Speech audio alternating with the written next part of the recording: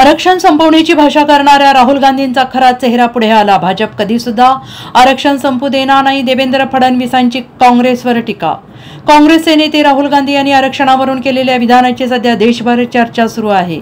जेव्हा योग्य वेळ येईल त्यावेळी काँग्रेस आरक्षण संपवण्याचा विचार करेल, पण सध्या ती योग्य वेळ नाही असं राहुल गांधी यांनी काल कार्यक्रमात म्हणाले होते। राहुल गांधींच्या या विधानावरून महाराष्ट्राचे उपमुख्यमंत्री देवेंद्र फडणवीस यांनी टीकास्त्र सोडलेलं आहे।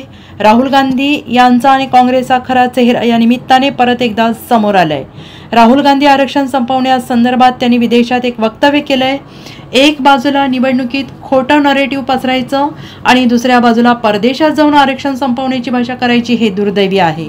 भारताच्या संविधानाचा आणि डॉक्टर बाबासाहेब आंबेडकरांचा काँग्रेसने कधीच सन्मान केला नाही। बाबासाहेबांना कधी लोकसभेत निवडून जाऊ दिलं नाही। 2 वेळेला षडयंत्र करून बाबासाहेबांचा पराभव करणारा हाच काँग्रेस पक्ष आहे। मतांसाठी ते खोटे नरेटिव्ह तयार करतात हे राहुल गांधी यांच्या वक्तव्याने स्पष्ट झालंय। किंबहुना भाजपची भूमिका स्पष्ट आहे।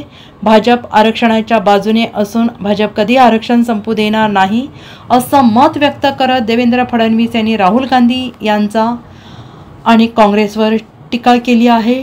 खरं म्हणजे राहुल गांधींचा आणि काँग्रेसचा खरा चेहरा हा परदेशातल्या त्यांच्या वक्तव्याने समोर आलेला आहे।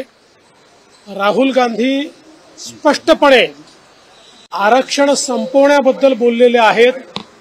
एकीकडे निवडणुकीमध्ये खोटा नरेटिव्ह तयार करायचा आणि दुसरीकडे आरक्षण संपवण्याची गोष्ट या ठिकाणी करायची हे अतिशय चुकीचं आहे।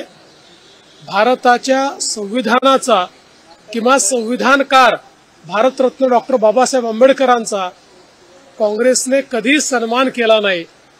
बाबासाहेबांना त्यांनी लोकसभेमध्ये निवडून देखील जाऊ दिलं नाही।